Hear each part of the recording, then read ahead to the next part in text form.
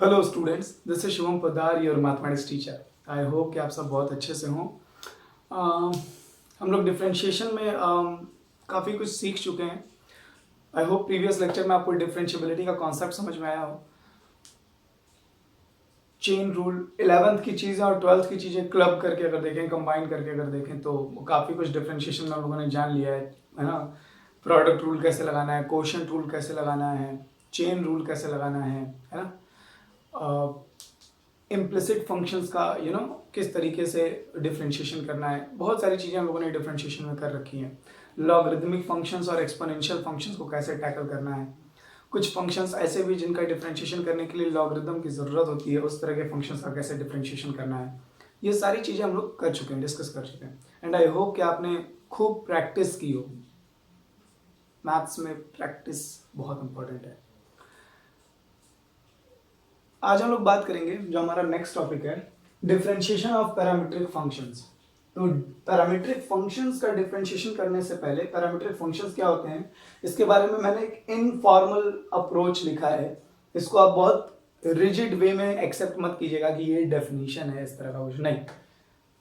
मैंने बस इनफॉर्मली आपको समझाने की कोशिश की कि what is the parametric form और parametric representation of a curve.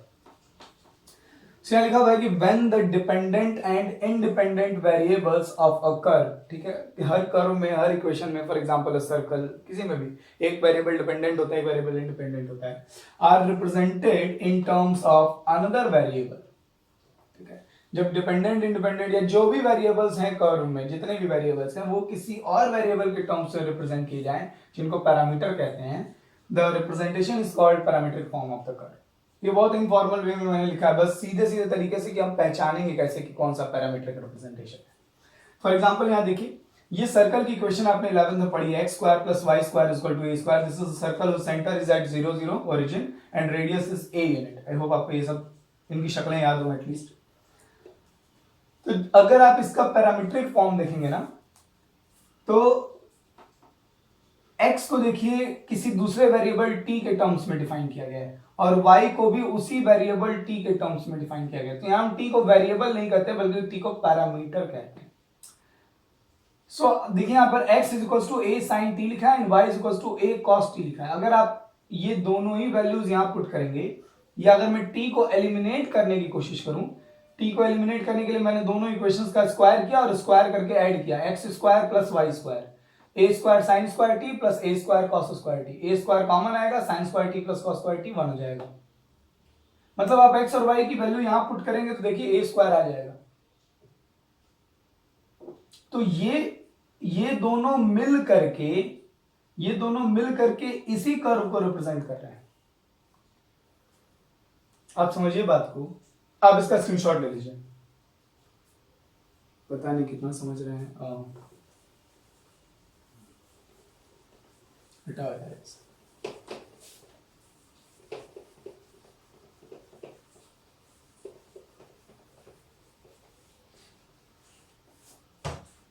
ठीक है, मान लीजिए कोई सर्कल है, मान लो कि सर्कल है, ठीक है। ये सेंटर इसका 0 0 पर है ना, और इसकी रेडियस a यूनिट है, और इसकी इक्वेशन क्या हो जाएगी, ये X square plus Y square equals to a square. अब इस सर्कल पर कोई भी पॉइंट चूज करेंगे ना, कोई भी पॉइंट, तो ये पॉइंट क्या होगा, x, y। अगर मैं इस सर्कल का, यूनिट सर्कल का, मतलब यूनिट सर्कल नहीं, सॉरी, ये ओरिजिन पर सेंटर जिसका रेडियस a यूनिट है, इस सर्कल का अगर मैं एक जनरल पॉइंट लिखना चाहूं, जनरल पॉइंट मतलब ऐसा पॉइंट जो हर जगह सेटिस्फाइड हो, इस पर एक जनरल पॉइंट लिखना चाहूं किसी दूसरे वेरिएबल के टर्म्स में, तो ये लिखा जा सकता है। इसका यहां मैं x और y ना लिख करके ऐसे लिख सकता हूं, a sin t a cos t।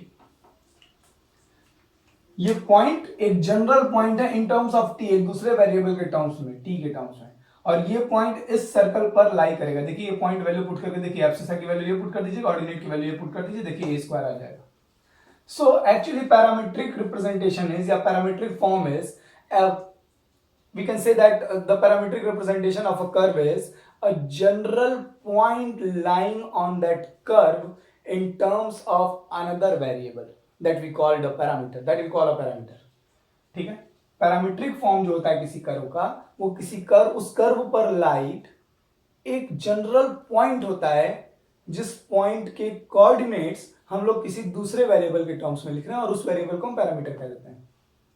जैसे इस सर्कल पर एक जनरल पॉइंट हमने एब्सिसा और ऑर्डिनेट लिखा है किसी दूसरे वेरिएबल के टर्म में, दैट इज टी।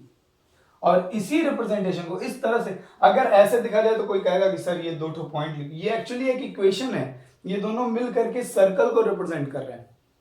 अगर आप x को a sin t ही रखें, y को a cos t ही रखें और t की वैल्यू पुट करके x और y की वैल्यू निकालते चले जाएं, तो जितने भी पॉइंट्स मिलेंगे t की वैल्यू पुट करते चले जाइए, x और y की वैल्यू निकालते चले जाइए, x y को प्लॉट करते जाइए कार्टेशियन प्लेन पर, तो जितने कलेक्शन ऑफ पॉइंट जब आप ड्रॉ करेंगे तो आपको सर्कल मिलकर बन करके मिलेगा। So this is nothing else but equation of a circle. ये सर्कल की इक्वेशन है, बस लिखने का तरीका दूसरा है। देखिए मैं बहुत पैरामीट्रिक फॉर्म को अभी बहुत डिटेल में डिस्कस नहीं कर सकता। बहुत सारी जगहें ऐसी होती हैं मैथ्स में जहां पैरामीट्रिक फॉर्म से चीजों को डील करना बहुत आसान हो जाता है, और ये मैं कोशिश करूंगा कि अगर इस तरह के कुछ क्वेश्चन सामने आए तो मैं जरूर आपको ये रिमाइंड कराऊं कि मैंने एक बार ये बात कही थी।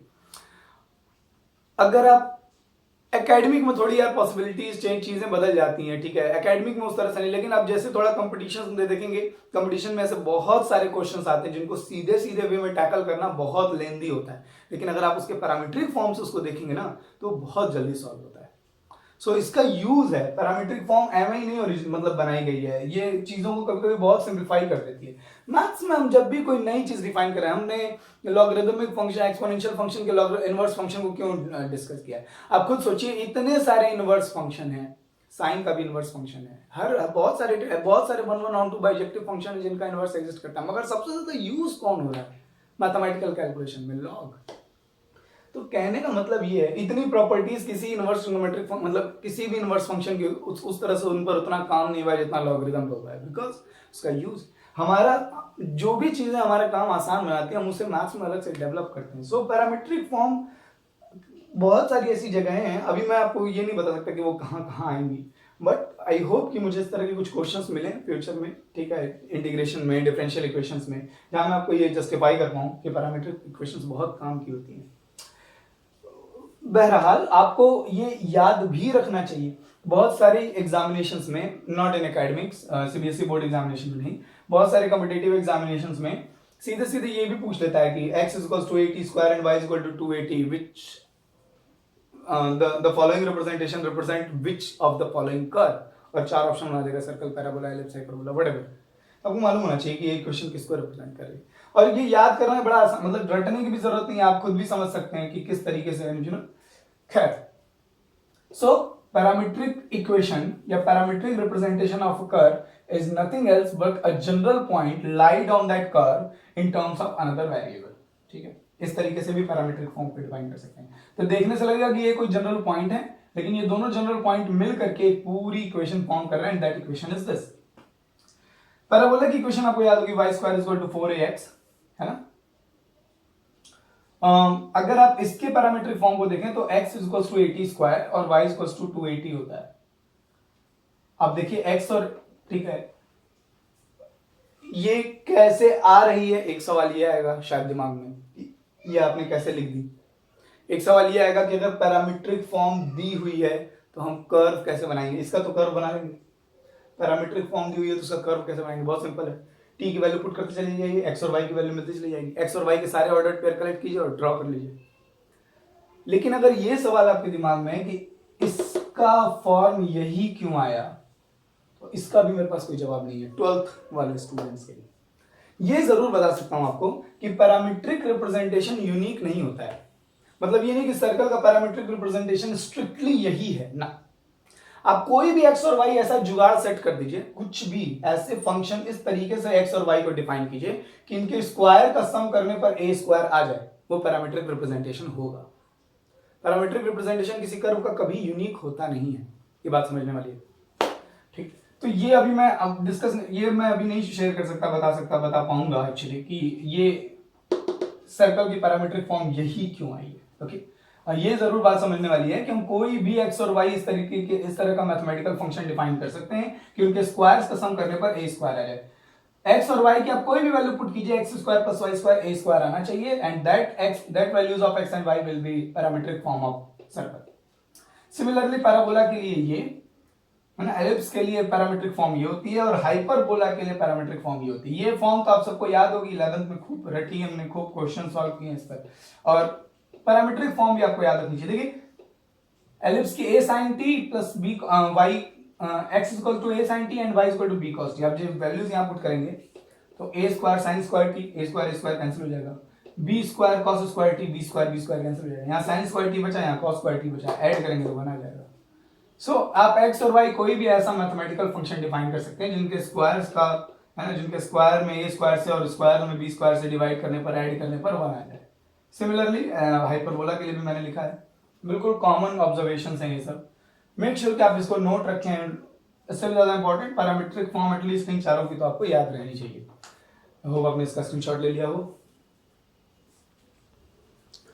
Okay, so differentiation of parametric functions. अगर किसी क्वेश्चन को हमें पैरामीट्रिक फॉर्म में दिया तो हम कैसे डिफरेंशिएट करेंगे। Consider parametric equations of a curve as, ये पैरामीट्रिक इक्वेशंस हैं।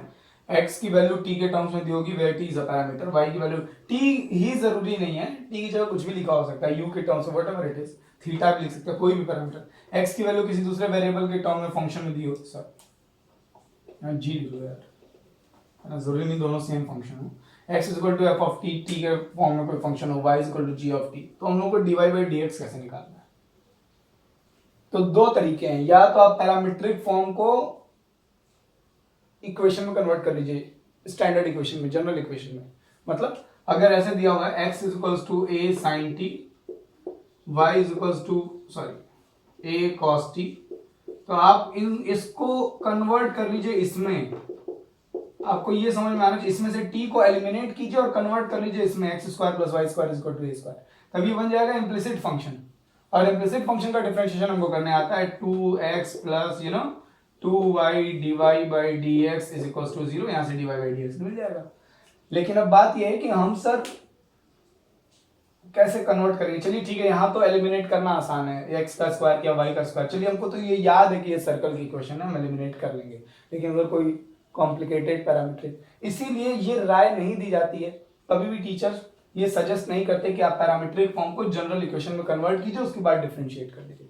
बट फिर भी ठीक है, अभी हम लोग क्वेश्चन सॉल्व करेंगे, फिर भी देखिए डिपेंड करता है। ठीक है, अगर आपको जनरल इक्वेशन दिख गई, एक बार आईटीजेई में क्वेश्चन आ गया था, ठीक है, पैरामीट्रिक फॉर्म का डिफरेंशिएशन पूछा गया था, और वो डिफरेंशिएशन वाकई बहुत लेंदी था, लेकिन कुछ जब बाद में सॉल्यूशंस आए तो कुछ टीचर्स ने उसका सॉल्यूशन इतना इनोवेटिव, उन्होंने पैरामीट्रिक फॉर्म को जनरल इक्वेशन में कन्वर्ट कर दिया था, और फिर वहां से डिफरेंशिएशन बहुत इजी था, dy बाई dx निकालना। तो डिपेंड करता है, देखिए अप्रोच सब मालूम होना चाहिए, ये तो सिचुएशन के अकॉर्डिंग। अगर हमको लग रहा है कि पैरामीट्रिक फॉर्म का डिफरेंशिएशन काफी लेंदी जा रहा है, तब हमें बिल्कुल दूसरा मेथड सोचना चाहिए कि क्या इसको जनरल इक्वेशन में कन्वर्ट किया जा सकता है, क्या सॉर्ट होगा। ठीक है, तो अभी तो हम बोर्ड पॉइंट ऑफ व्यू से कभी टीचर सजेस्ट नहीं करते कि आप पैरामीट्रिक फॉर्म को जनरल इक्वेशन में कन्वर्ट कीजिए, क्योंकि ये इतना आसान भी नहीं होता। अगर आपको मालूम है कि ये सर्कल की इक्वेशन है, तब तो आप इसका स्क्वायर करेंगे, इसका स्क्वायर करेंगे, ऐड कर देंगे और t एलिमिनेट हो जाएगा। बट अगर आपको नहीं मालूम है तो इतना आसान नहीं होता पैरामीटर को एलिमिनेट करना कभी कभी। ठीक है, तो हम लोग क्या करते हैं, हम लोग जनरल इक्वेशन में कन्वर्ट नहीं करते, हम लोग सोच रहे हैं कि पैरामीट्रिक फॉर्म से ही कैसे निकले, dy बाई dx निकालना है हमको, तो इसके लिए ये मैथमेटिकल कैलकुलेशन यूज की जाती है। देखिए dt से मल्टीप्लाई डिवाइड कर दिया मैंने, dy बाई dt निकालना है, dt बाई dx निकालना है, और दोनों का मल्टीप्लाई कर देना है। dt बाई dx कैसे आएगा,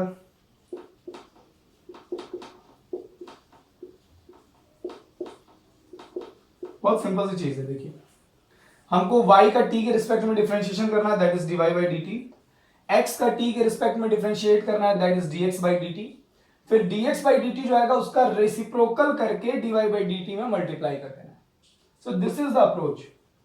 अगर हम लोग एक क्वेश्चन लगा लेंगे तो ये चीज आपको और अच्छी क्लियर हो जाएगी। Just take a screenshot of this, this is the approach. Okay, so we have a question now. If x is equals to a sine 2t in bracket 1 plus cos 2t and y is equals to b cos 2t in bracket 1 minus cos 2t, show that dy by dx is equals to b by a at t is equals to pi by 4.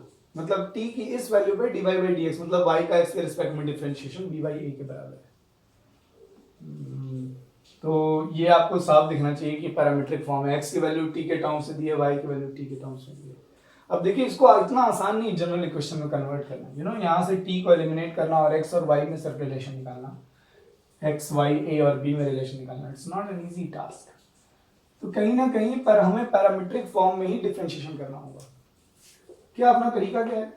हम निकालेंगे dy by dx, sorry हम निकालेंगे dy by dt, हम निकालेंगे dx by dt, ये दोनों calculate करेंगे, इसका t के रिस्पेक्ट में डिफरेंशिएशन करेंगे, इसका t के रिस्पेक्ट में डिफरेंशिएशन करेंगे, फिर dx by dt जो आएगा इसको रेसिप्रोकल करके dy by dt मल्टीप्लाई कर देंगे ताकि dy by dx आ जाए। तो सबसे पहला स्टेप dy by dx निकालना, y का x के रिस्पेक्ट में डिफरेंशिएशन निकालना, y का t के रिस्पेक्ट में, सॉरी। सो ये दिया हुआ y is equals to b cos 2t 1 minus. अगर आपको पैरामीट्रिक डिफरेंशिएशन करने आता है तो वीडियो पॉज कीजिए और खुद से लगाइए। ये एनसीईआरटी एग्जाम्पलर का क्वेश्चन है और बोर्ड में 3 बार आया हुआ है, ठीक है, इसीलिए मैंने इस क्वेश्चन को चूज किया, ठीक है। बहुत सारे स्टूडेंट्स कहते हैं एग्जाम्पलर के क्वेश्चन बोर्ड में नहीं आते, इट्स अ मिथ, ऐसा कुछ भी नहीं है। बहुत सारे स्टूडेंट कहते हैं मिसलेनियस एक्सरसाइज ऑप्शनल एक्सरसाइज की चीजें एग्जामिनेशन में नहीं आती, it's again a myth. NCERT का जब आप करिकुलम सिलेबस डाउनलोड करते हैं तो उसमें रेफरेंस बुक्स में एनसीईआरटी और एनसीईआरटी एग्जाम्पलर दोनों लिखी होती है। तो ये सब चक्करों में मत रहिएगा कि एग्जाम्पलर से कोई क्वेश्चन नहीं आता है, ठीक है। वो शक्ल भले वो ना रख के थोड़ा सा इधर उधर एडिट कर देगा अगर उसको अपनी बात ही मनवानी है तो मेक श्योर कि आप है ना जो चीज आप पढ़ रहे हैं उससे रिलेटेड कहीं से भी क्वेश्चन आ सकता है, डजंट मैटर कि वो एनसीईआरटी में है, मिसलेनियस में है या एग्जाम्पलर में। सो dy by dt, तो देखिए y का जब t के रिस्पेक्ट में डिफरेंशिएशन करेंगे तो देखिए मुझको एक फंक्शन ये दिखाई दे रहा है और एक फंक्शन ये दिखाई दे रहा है, ये तो प्रोडक्ट रूल लगाना पड़ेगा। अच्छा मल्टीप्लाई अगर कर दे तो एक्चुअली ठीक है, थोड़ा सा पेन चला लेते हैं, मुझे अभी दिख नहीं रहा है कि प्रोडक्ट रूल जनरली क्या होता है कि स्टूडेंट्स फट से प्रोडक्ट रूल लगा देते हैं, आप लगा भी सकते हैं। प्रोडक्ट रूल एक्चुअली ना थोड़ा लंबा जाएगा, इसको छोड़ो इसका डिफरेंशिएशन करो प्लस इसको छोड़ो इसका डिफरेंशिएशन करो, you know it's kind of lengthy thing. तो मैं अभी मल्टीप्लाई कर लेता हूं, b cos 2t minus b cos square 2t। ये याद है वो cos स्क्वायर थीटा कहां आता है? जरा x को भी नजर डाल लेते हैं, यहां मल्टीप्लाई करेंगे तो a sin 2t आएगा और यहां मल्टीप्लाई करेंगे तो देखिए इसका और इसका मल्टीप्लाई करेंगे तो आएगा a sin 2t cos 2t, sin theta cos theta, यहाँ 2 से मल्टीप्लाई डिवाइड कर दूं तो ये sin 2 थीटा का फॉर्मूला बन जाएगा। तो जब यहाँ sin 2 थीटा का फॉर्मूला बन रहा है तो यहाँ cos 2 थीटा का फॉर्मूला बनाने की कोशिश करेंगे। मैथ्स की यही तो बात है, मैथ्स की खूबसूरती यही तो होती है कि उसमें सिमेट्री आती है ना, जैसी अगर एक चीज यहाँ हैपन हो रही है तो उसी के करस्पॉन्डिंग एक दूसरी चीज इसमें भी हैपन हो, है ना, होनी चाहिए। तो मैं इसको cos 2 थीटा का फॉर्मूला बनाने के चक्कर में b by 2 cos square 2t, देखिए 2 से मल्टीप्लाई डिवाइड कर दिया, 2 cos स्क्वायर थीटा माइनस 1, उसमें यहाँ माइनस 1 चाहिए, b by 2। अच्छा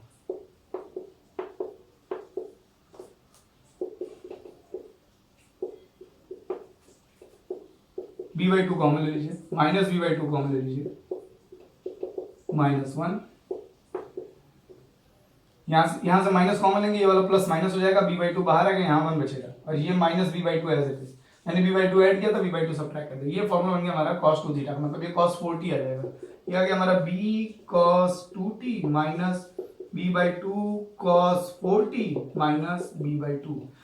अब देखिए अब डिफरेंशिएशन, अब कहीं प्रोडक्ट रूल नहीं लगाना पड़ेगा, ये देखिए dy by dt is equals to b cos 2t का डिफरेंशिएशन माइनस साइन 2t, फिर 2t का डिफरेंशिएशन, चेन रूल लगाएंगे, पहले cos का फिर 2t का, t के रिस्पेक्ट में कर रहे हैं हम लोग, b तो कांस्टेंट है, b तो बाहर रहेगा, cos का करेंगे तो sin 2t का करेंगे तो सिर्फ 2 आएगा, मैं 2 आगे लिख देता हूं actually, minus b by 2 constant है, cos 4t का करेंगे तो आएगा sin 4t और वो भी माइनस में, तो इसका माइनस और ये माइनस प्लस हो जाएगा। 4t का करूंगा फिर डिफरेंशिएशन तो 4 आएगा, आगे 4 लिख देता हूं इंटू b/2 का differentiation 0, so dy by D, यहाँ दिख रहा है, दिख रहा है, हाँ, सो dy बाई डी टी आ रहा है हमारा माइनस 2b साइन 2t, ये 2 से 4 का कैंसिल हो जाएगा, plus 2b sine 4t। 2 common ले सकते हैं, b भी कॉमन ले सकते हैं, साइन 4t को 2 साइन 2t, ठीक है, देखते हैं क्या करना है। ये फर्स्ट इक्वेशन, ओके नाउ, है ना, चलिए x को डील कर लेते हैं फटाफट। x is equals to, multiply कर लेता हूँ, a साइन 2t प्लस इधर ही मल्टीप्लाई कर लीजिए a sign 2t cos 2t, है ना। चलिए गणित में तो ये चीज दिखाई दे रही है। अब 2 से मल्टीप्लाई डिवाइड कर लीजिए, 2a sign 2t cos 2t upon 2,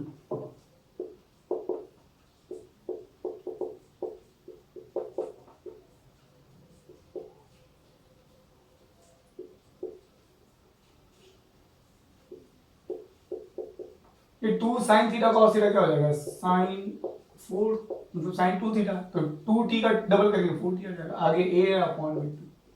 अब देखिए डिफरेंशिएशन करना बड़ा आसान है, dx अपॉन dt, a तो कांस्टेंट है, साइन 2t का करेंगे आएगा cos 2t, फिर 2t का करेंगे तो 2 आएगा, वो 2 मैं आगे लिख लेता हूँ, प्लस a/2 तो कांस्टेंट है, साइन 4t का करेंगे आएगा cos 4t, और फिर 4t का करेंगे तो 4 आएगा, तो 4 मैं आगे लिख लेता हूँ,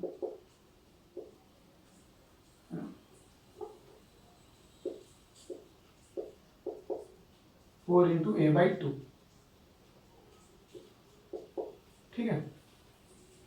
अब dx बाई dt आ गया हमारा 2a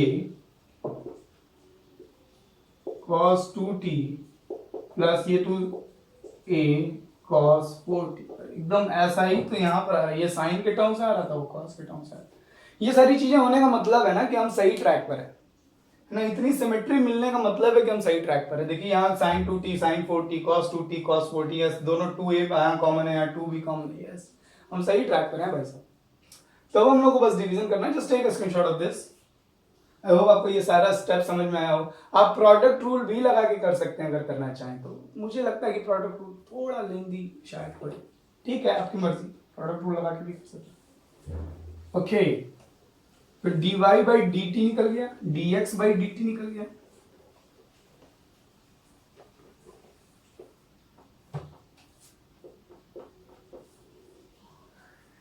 तो dy बाई dx होता है dy by D T into D T by D x, है नहीं। तो dy बाई डी टी क्या आया था, minus 2b sine 2t plus 2b